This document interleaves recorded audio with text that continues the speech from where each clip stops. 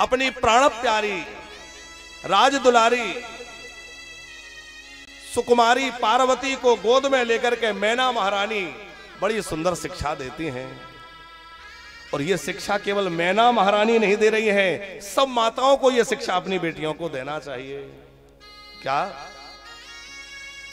उमा, हे उमा, तुम ससुराल जा तो रही हो, पर ध्यान रखना, करहु सदा शंकर पद पूजा, नारी धर्म पति देव न दूजा। आचार्य जी शंकरीण बुद्धि से लोग जब इस बात को सुनते हैं तो वो कहेंगे अरे नारियों पर सब कुछ लाद दिया, वो पतियों की पूजा करती रहे, पति चाहे जैसा हो शराब पी करके डंडा बजाता रहे और वो पूजा करती रहे, क्या बात है लिख दी। पर गौर करिए गंभीरता से, शास्त्र तो चिंतन पुनि पुनि करेंगे।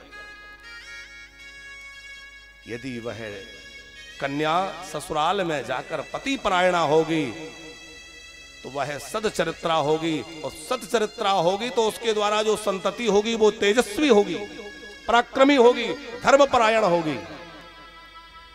क्योंकि यदि माताओं का सील नष्ट हो तो संतति में विकृति आ जाती है। परिवार को बांधना, सजाना, संवारना, संभालना किसकी जिम्मेवारी है? माताओं की। एक स्त्री जब किसी एक परिवार से दूसरे परिवार में पहुंचती है तो वो चाहे तो उस घर को स्वर्ग बना दे और वो चाहे तो उस घर को नरक बना दे। सारी जिम्मेवारी उसकी।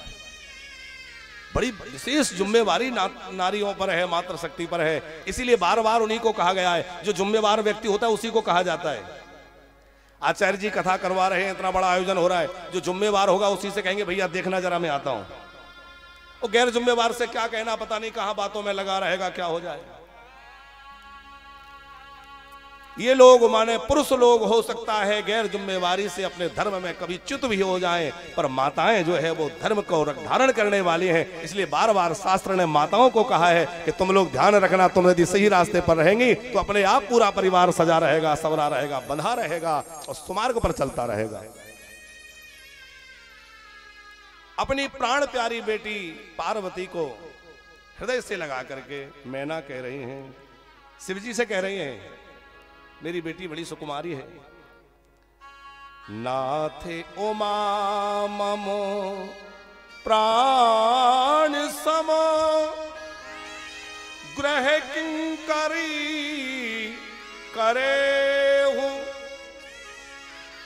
क्षमहु सकल अपराध अब हो प्रसन्न बरदे।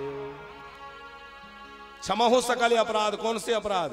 आप जब आए तो मुझसे कुछ अपराध हो गया। आपके रूप को देखकर मैंने जाने क्या क्या अनुमान लगा के आपको ऊट पटांग पता नहीं क्या क्या कह दिया।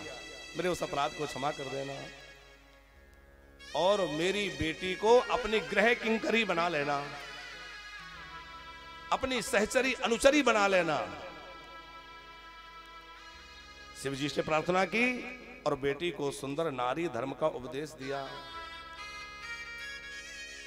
और ये सनातन नियम है कि बेटी ससुराल जाए तो मां उसको बड़ी सुंदर शिक्षा दे।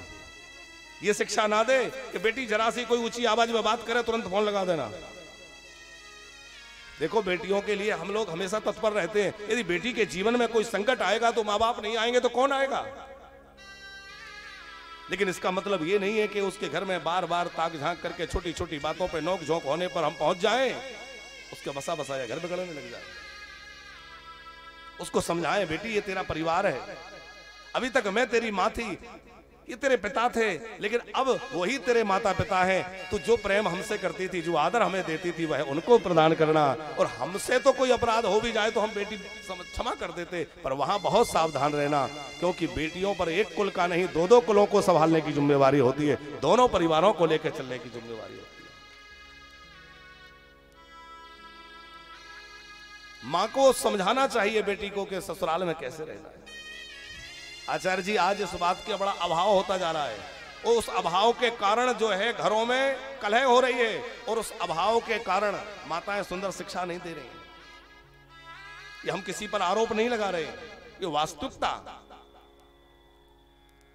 वो सुंदर शिक्षा नहीं मिल पाने के कारण आज कितने घर बिगड़ रहे हैं। हमारी परंपरा कह रही है कि बेटी को खूब सुंदर धर्म की शिक्षा प्रदान करें।